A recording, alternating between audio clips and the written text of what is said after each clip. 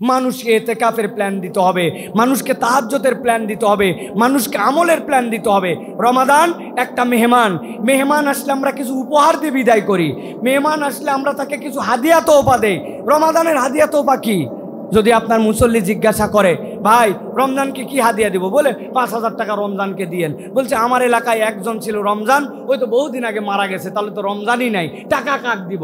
সম্মানিত ওলামা বন্ধু ফাউন্ডেশনের উদ্যোগে আয়োজিত আমন্ত্রিত ওলামাই হজরত ফজলা এজাম, অত্র সংগঠনের সম্মানিত আমাদের প্রিয় বিভিন্ন পর্যায়ের দায় ইলাল্লাহ বৃন্দ, নওগাঁ জেলার বিভিন্ন পর্যায়ের হাফেজ, কারি, আলেম, ইমাম, খতিব, বিভিন্ন পর্যায়ের স্থানীয় ব্যক্তিবর্গ, সকলের প্রতি আবারও এই রমাদানুল মুবারকের সশ্রদ্ধ সালাম জানাচ্ছি, দোয়া করা এবং পাওয়ার আশায়। আসসালামু আলাইকুম ওয়া রাহমাতুল্লাহ। সম্মানিত হাজিরিন, রমাদানের এই গুরুত্বপূর্ণ সময়, যে সময়টুকু আমরা পার করছি, এই সময়টুকুতে আমাদের সার্বক্ষণিক আমাদের জন্য অন্তর থেকে কতকগুলো বিষয় অনুভব করতে হবে। এই অনুভূতি এবং এই যে বিশ্লেষণ করে চলা, আল্লাহ রাব্বুল আমিন এইটাই আমাদের কাছ থেকে সব সময় চান। সিয়াম হচ্ছে আমাদের জন্য এমন একটি প্র্যাকটিস যেটার ব্যাপারে ভারতীয় উপমহাদেশের প্রখ্যাত আলেমে দিন আলী হাসান নাদভী রহমতুল্লাহি আলাই, তিনি বলছেন মানুষের জীবনে 30 দিনের রমাদানের সিয়াম আসে অল্প সময়ের জন্য, ক্ষণিকের, আর এইটার প্র্যাকটিস মানুষ তার পুরা জীবনটাই সিয়াম পালন করে। আমাদের পুরা জীবনটাই হচ্ছে সিয়ামের জীবন, সিয়ামের জিন্দেগি। আপনি যদি হিসাব করেন, হালাল বাইন, হারাম বাইন, কি দেখব কি দেখব না, আল্লাহ সব কিছু আপনার আমার জন্য রেখেছেন। আমার পুরা জীবনটাই সামগ্রিক সিয়াম, আর এর প্র্যাকটিসের জীবনটা হচ্ছে রমাদান মাসের মধ্যে যে এমন কতকগুলো হালাল, সেটিও সেই সময় নিষেধ। কিন্তু একটা ইন্টারেস্টিং পয়েন্ট আছে, কেউ যদি রমাদানের সিয়াম ভাঙে ফেলে কোনো রকম প্ররোচনায়, ওই সিয়াম কোনোভাবে আর জোড়া লাগানো যায় না। যায় 11টার দিকে কেউ একজন আবেগে পানি খাইছে, খাওয়ার পরে উঠে বলতেছে, oh my god, I am very sorry Allah, আমি বুঝতে পারি নাই, একবারে পাগল হয়েছে কানতে কানতে, কিন্তু জানে বুঝে 1 গ্লাস পানি খাইছে। ওই দিনের রোজা কি আর জোড়া লাগবে ভাই? কথা বলেন, লাগবে? কিন্তু আল্লাহ রাব্বুল আলামিন এই সিয়ামের একটা পার্ট আমার জীবনে রেখেছেন।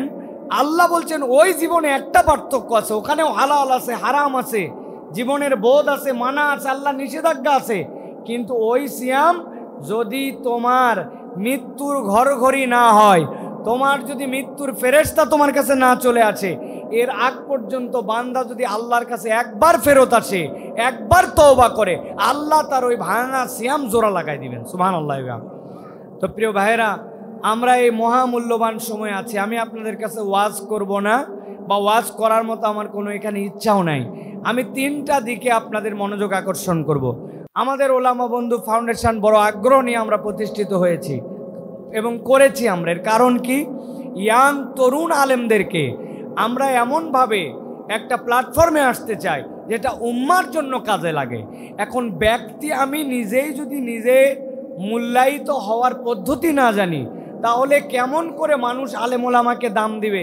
কেমন করে মানুষ আলেম ওলামার গাইডেন্স দিবে? আমি যেই ওয়াজ সারা জীবন করছি, ওই ওয়াজই করতেছি রমজানের মধ্যে। কুতিবা আলাইকুমুস সিয়ামু কামা কুতিবা আলাল্লাযিনা মিন ক্বাবলিকুম লাআল্লাকুম তাত্তাকুন। অনেক মুসল্লির কাছে শুনে দেখবেন ইমামের থেকে ভালো পারে, আছে না ভাই? এই ওয়াজে আমি বছরকে বছর করে যাচ্ছি। এখন বলবেন হুজুর নতুন ওয়াজ কি? নতুন ওয়াজের জন্য আলেম ওলামাদের জন্য ওয়ার্কশপ লাগবে। আমি যদি এখানে যারা আমরা আলেম ওলামা আছি, আমি যদি আমার ভাইদের কাছে বলি, ভাই সামনে 17 রমজানের পরের থেকে আমাদের শেষ দশকে আসবে এতেকাফ, আপনি আপনার মুসল্লিদেরকে এতেকাফের কোনো প্ল্যানিং দিছেন যে আপনি এতেকাফ কেন করবেন, কিভাবে করবেন? ওই মুসল্লিকে এতেকাফ করতে বললেই সে বলবে, ভাই এখনও আমার কর্মচারীর বেতন দেওয়া হয়নি, আমার এখন পর্যন্ত বউ বাচ্চার জামা কাপড় সেলাই করতেছে, ওগুলো উঠাবে কে? আপনি উঠাবেন? আমাকে যে এতেকাফ থাকতে বলছেন, আমার দ্বারা সম্ভব না। রিক্সাওয়ালা ভাড়াটিয়া নিয়ে আছে, রাখে, চেষ্টা করো, টাকা লাগে 500 দিব। আমি বুঝাতেই পারিনি ইমাম হিসাবে যে আমার মুসল্লির এতেকাফের প্ল্যান কি হতে পারে, এতেকাফ তাকে কি মর্যাদা দিতে পারে। ইয়াং 10 জনকে আমি আমার মুসল্লির মধ্যে থেকে বানাতেই পারি নাই, যার মাথার মধ্যে এতেকাফকে ঢুকাই দিতে পারছে। আমি এতেকাফের প্ল্যানিং জানি না, কিভাবে মুসল্লি বস মানবে? আমার কিছু ক্ষমতা তো থাকা লাগবে, যে ক্ষমতার অ্যাক্টিভিটিসের কারণে মুসল্লি আমার কোনো রকম প্ল্যানিংই নাই। রাগ করেন না, আমরা ওলামা বন্ধু ফাউন্ডেশন এই জন্য করছিলাম, রমজানের আগে প্রস্তুতি হবে, ইফতার মাহফিল কেবলমাত্র হবে না, আমরা আমাদের জাতিকে আলেম ওলামার ইম্পর্টেন্স বুঝাবো। বিখ্যাত একটা গল্প আছে, এক ইমাম সাহেব নাকি একজনের হাত ধরে বলছে চল নামাজের চল। ওই বলছে আমার কাপড় না পাক, বলছে টেনশন করিস না, আমার মসজিদে লুঙ্গি আছে, তো লুঙ্গি দিব, ওটা পরে নামাজ পড়বি। ওই চিন্তা করছে আটকাই গেলাম তো। এখন যে আটকাই গেছে সাথে সাথে বলছে আমি দোয়া দরুদ পারি না। বলছে দোয়া দরুদ পারা লাগবে, কে বলেছে? তুই দোয়া দরুদ যতদিন শিখতে পারবি না, খালি সুবহানাল্লাহ আলহামদুলিল্লাহ বলবি, নামাজ হয়ে যাবে। চিন্তা করছে এটাও তো আটকে গেলাম, দোয়া দরুদ পারি না বলবে, এই কথা বলে আটকে গেলাম। পরে হুজুরের হাত ঝিটকা দিয়ে চলে যাচ্ছে, যা বলছে তুই লুঙ্গি দিব বলছি, দোয়া দরুদ না পড়লে হবে বলছি, তারপরেও তুই নামাজ পড়বি না কেন? বলছে কিসের নামাজ পড়বো, হুজুরদের মধ্যে মিল নাই, কার পিছে নামাজ পড়বো?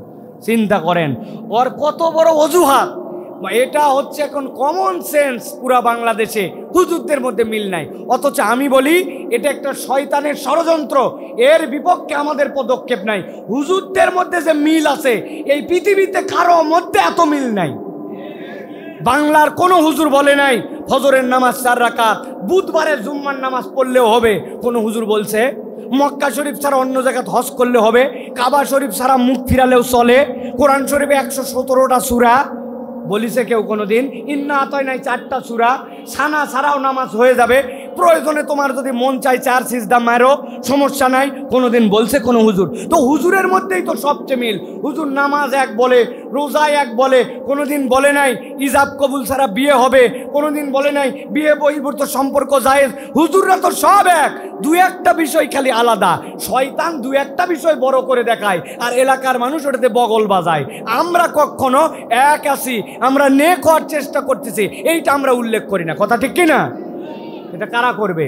এই জন্যই আমরা ইয়াংরা এক হওয়ার চেষ্টা করছি, যে আমাদের মুরব্বী মাথার উপরে তাদেরকে তো রাখছি, কিন্তু সাথে আমরা ইয়াংরা সকলে এক হয়ে আমরা এই দাওয়াতি প্ল্যাটফর্মটাকে উন্মুক্ত করে তোলার চেষ্টা করব। আমরা কোনো দলের তেলবাহি করব না, কোনো গোষ্ঠীর তেলবাজি করব না, আমরা ইসলামের ঝান্ডাকে সামনে নিয়ে যেতে চাই। হুজুর যেটা এটা বলছে, ওয়াজ অনেক হয়, কর্মসূচি দেন, কর্মসূচি কিভাবে বাস্তবায়ন করব সেইটা নিয়ে আমরা প্ল্যান করি। ইফতার ভালো জিনিস, মাহফিল ভালো জিনিস। নওগাঁ জেলায় মাহফিল কত হয়েছে কেবল আল্লাহ রাব্বুল আমিন সারা কেউ জানে না, কিন্তু ওই মাহফিল দ্বারা আমরা কতটুকু বেনিফিটেড হলাম, ওই মাহফিলের পরবর্তী পদক্ষেপ আমার কি, সেইটা কিন্তু আমরা জানি না প্রিয় ভাইরা। এই জন্য আমি আমার খতিবদেরকে বলবো, আপনারা প্ল্যান করেন, আপনারা নিজেদের সম্মান বাড়ানোর জন্য, নিজেদের কোয়ালিটিকে বিল্ড আপ করানোর জন্য চেষ্টা করেন। মানুষকে এতেকাফের প্ল্যান দিতে হবে, মানুষকে তাহাজ্জুদের প্ল্যান দিতে হবে, মানুষকে আমলের প্ল্যান দিতে হবে। রমাদান একটা মেহমান আসলে আমরা কিছু উপহার দিয়ে বিদায় করি, মেহমান আসলে আমরা তাকে কিছু হাদিয়া তোহফা দেই। রমাদানের হাদিয়া তোহফা কি? যদি আপনার মুসল্লি জিজ্ঞাসা করে ভাই রমজানকে কি হাদিয়া দিব, বলে 5,000 টাকা রমজানকে দিয়েন। বলছে আমার এলাকায় একজন ছিল রমজান, ওই তো বহুদিন আগে মারা গেছে, তাহলে তো রমজানই নাই, টাকা কাক দিব? রমজানের হাদিয়াটা কি? আপনি আপনার মুসল্লিকে বুঝান, আপনার অডিয়েন্সকে আপনি বুঝান, রমাদান হাদিয়ার কিছু না, মানব উন্নয়নের জন্য আল্লাহ রাব্বুল আলামিন রমাদানকে দিয়েছেন। আল্লাহ বলছেন লাআল্লাকুম তাত্তাকুন, তোমরা যেন মুত্তাকি হতে পারো। এখন তাকওয়া পথ অবলম্বন করে আমি মুত্তাকিটা কেমনে হব? আমি রমজানকে কি গিফট দিব আমি জানি না। আমার রমজানের গিফট, আমি আমার রমাদানের জন্য নিজের খারাপ 10টা অভ্যাস ছিল ওইটা লিখে আমি প্ল্যানিং চেঞ্জ করেছি। বলেন ওলামা বন্ধু ফাউন্ডেশন, আমার প্রিয় ভাইয়েরা, আমার দায়িত্বশীল বৃন্দরা, আপনারা আপনাদের মুসল্লির 10 জনের যদি বলেন যে তোমার রমজানের কি প্ল্যান করছো লিখিত, একটু আমার হাতে দাও তো। ওই বলবে হুজুর আমার তো কোনো লেখা প্ল্যান নাই। বলছে মুখে মুখে কোনো কাজ চলবে না, তোমার লেখা কি আছে আগামীকালকে মাগরিবের মধ্যে লিখে আমার কাছে দিবা। তোমার কি কি খারাপ গুণ মনে করছো 3টা গুণ বাদ দিবা, 3টা গুণ যুক্ত করবা। প্রত্যেক দিন অন্ততপক্ষে প্রত্যেকটা রুকু সিজদা 7 তাসবির নিচে তুমি উঠবা না, নতুন একটা সূরা মুখস্থ করবা, নতুন একটা দোয়া মুখস্থ করবা। আপনার 10টা মুসল্লিকে আপনি প্ল্যান দিয়ে খবর নিছেন, কি হলো ভাই হয়েছে তো দোয়াটা মুখস্থ হয়েছে, নতুনটা একটু শোনাও তো। আজকে দেখলাম তুমি নফল নামাজের সময় 60 করে উঠে গেলে, 7 তাসবিহ দিয়ে তোমার নামাজ পড়া কথা। কেন এইগুলা কথা বলছি? আপনার সোলজার লাগবে, আপনার একটা পোস্টার লাগান লাগবে, আপনার একটা কাজ করতে হবে, ইসলামের পক্ষে ঝাঁপায় যেতে হবে। আপনি একটা ফেসবুক পোস্ট দিবেন, 10 জন শেয়ার করবে, এরকম 10টা মুসল্লি আপনার তৈরি করা লাগবে। আমার কোনো মুসল্লি নাই, খালি সভাপতি তেলমারি আর সেক্রেটারি তেলমারি, কারণ তাছাড়া আমার চাকরি থাকে না। মাইন্ড করেন না প্রিয় ভাইয়েরা, সভাপতিকে শ্রদ্ধা করতে হবে, সেক্রেটারিকে শ্রদ্ধা করতে হবে, কিন্তু আমি আমার কোয়ালিটিটা বিল্ড আপ করার জন্য কিছু করছি কিনা। এই জন্য আমাদের নাসির ইকবাল সাহেব আছেন, আমাদের এলাকার কৃতি সন্তান, আলহামদুলিল্লাহ অনেক দূর থেকে চলে আসেন, ওনার বাড়ি কিন্তু এখানে না, শারীরিকভাবে অসুস্থ। ইলিয়াস ভাই আছেন, আমাদের উকিলপাড়া মসজিদের দপ্তরি মাদ্রাসার আমাদের শাইকুল হাদিস সাহেব আছেন, আমাদের পাশে আমাদের এলাকার গণ্যমান্য ব্যক্তি আছে, মাওলানা আবু রাইহান আছে, রহমতুল্লাহ আছে, অলিউল্লাহ ভাই আছে। কার নাম বলবো আর কার নাম বলবো না, এগুলো সব আমার বন্ধু বান্ধব পর্যায়ের মানুষ, কেউ বা ছোটো ভাই বড় ভাই, কিন্তু চলাফেরা করি করে আমরা একসাথে। ওই যে আমার হুজুর বসে আছে নিচে, যার কাছে আলিফ বা তাসা পড়া শিখছি, হুজুরকে উপরে মেহরবানি করে বসানো এই জায়গায় নিয়ে আসেন। মরাকাটি মাদ্রাসার হুজুর, উনি আমার আলিফ বার ওস্তাদ, তার কাছে আমি কোরআন শরীফ পড়া শিখছি যখন আমার বয়স 5 বছর ছিল। এই যে আমার ওস্তাদ, আসেন আসেন হুজুর, না আসতে হবে, আসেন হুজুরকে নিয়ে আসেন। আমি বলবো আমরা সকলে মিলে মেহেরবানি করে যেই উদ্দেশ্যে আমরা এসেছি, এই উদ্দেশ্যকে সামনে রেখে আমরা যদি সামনের দিকে এগিয়ে যাই, আপনি টার্গেট করেন যে আপনার 10টা করে মানুষ তৈরি করতে হবে। এই মানুষগুলো আপনার স্বার্থে নয়, আল্লাহর জন্য, আপনার জন্য তৈরি হবে। এই যুবকরা পরিবর্তিত হবে। আপনি আল্লাহর কাছে বলতে পারবেন, আল্লাহ বেতন নিছি, আল্লাহ হাদিয়া নিছি, না নিলে আমার তো অবস্থা চলতো না, কিন্তু আল্লাহ আমার এবং তোমার মাঝে একটা সম্পর্ক ছিল, স্পেশাল টার্গেটে আমি আমার 10টা মুসল্লি রেডি করছি, 5টা মানুষ রেডি করছি, 5টা পানের দোকানদার রেডি করছি। একটা দোকানে আমি বাজার করতে যাই, কাঁচা বাজার, টার্গেট করে যাই ওই লোকের কাছে। অনেক দোকানদার থাকার পরেও কেন তার কাছে যাই? আমার একটা মিশন আছে, ওই লোকের কাছে গোস্ত কিনি, ওই লোকের কাছে মুরগি কিনি, ওই লোকের কাছে কাঁচা বাজার কিনি, আমার একটা টার্গেট আছে। এই মিশন ভীষণ যদি আমরা তৈরি করতে পারি, আলেমদের হাত তাহলে উপরে আসবে। যতক্ষণ পর্যন্ত আলেমরা সমাজের উপরে না আসবে, ততদিন পর্যন্ত এই সমাজের পরিবর্তন করা সম্ভব নয়। এই সরকার অনেক সংস্কার করবে বলেছে, কিন্তু আল্লাহ বলছেন ওয়াইযাক্কিহিম ওয়া ইউআল্লিমুহুমুল কিতাব ওয়াল হিকমা। এই তাজকিয়ায়ে নফস এটা আলেমরা ছাড়া কেউ এই সংস্কার করতে পারে না। আল্লাহ এই জন্য বলছেন, আমার শেষ কথা, বাল নাকযিফু বিল হাক্কি আলাল বাতিল। এই হক, এই ইসলাম, এই কোরআন আঘাত করবে বাতিলের উপরে। আল্লাহ বলছেন এমনভাবে আঘাত করবে, নিশ্চিহ্ন হয়ে যাবে। ফায়াদমাগুহু, তবে সেই পরিবর্তনটা অন্য কোনো জায়গায় নয়, সেটা চেতনা, আদর্শ, আখলাক এবং চরিত্রে। চরিত্রে পরিবর্তন না হলে কখনো বাংলাদেশ পরিবর্তন করা সম্ভব নয়। আর আলেমরা ছাড়া এইটা কেউ পরিবর্তন করতে পারবে না। আর সকল আলেম যদি এক না হয়, তাহলে আমাদেরকে পদানত হয়ে থাকতে হবে। আগামীর বাংলাদেশ ইসলামের বাংলাদেশ, আগামীর বাংলাদেশ আলেম ওলামার ঐক্যের বাংলাদেশ, আগামীর বাংলাদেশ আলেম ওলামার এক বাক্সের বাংলাদেশ ইনশাআল্লাহ। আল্লাহ আমাদেরকে কবুল করুক। হাযা মা ইনদি ওয়াল ইলমু ইনদাল্লাহ। সুবহানাকাল্লাহুম্মা বিহামদিকা আশহাদু আল্লা ইলাহা ইল্লা আনতা আস্তাগফিরুকা ওয়া আতুবু ইলাইক।